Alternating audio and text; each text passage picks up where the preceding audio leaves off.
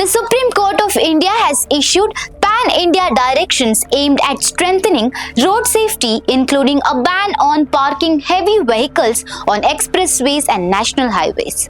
A bench comprising Justices J.K. Maheshwari and A.S. Chandurkar observed that expressways must not become corridors of peril due to administrative lapses or infrastructural shortcomings. The court noted that national highways constitute only about 2% of India's total road network but account for nearly 30% of road fatalities. The order was passed in a motu case initiated after a series of fatal road accidents on 2nd and 3rd November 2025 in Phalodi in Rajasthan and Rangareddy in Telangana, which collectively claimed 34 lives. Invoking Article 21 of the Constitution, the court held that the safety of travelers is an integral part of the right to live with dignity. It also exercised powers under Article 142 to issue interim directions in the interest of road safety.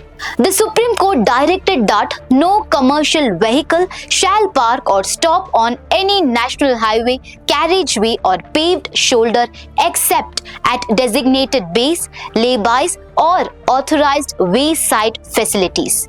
It further ordered that these measures be enforced through advanced traffic management system alerts to police, GPS-based time-stamped photographic evidence, and integrated e-challan systems. Among other key directions, the court prohibited the construction or operation of any new dhabas, eateries or commercial establishments within the right way of national highways. It directed district magistrates to demolish all new or existing unauthorized structures within 60 days, following procedures under the CNH Act and the Standard Operating Procedure dated 7th August 2025.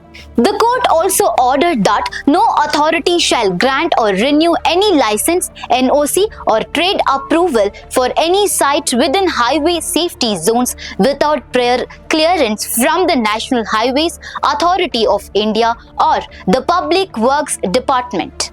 It added that all existing license for such establishments must be reviewed within 30 days. The Supreme Court reiterated that these pan-India directions are intended to reduce accidents and improve safety standards on national highways and expressways across the country.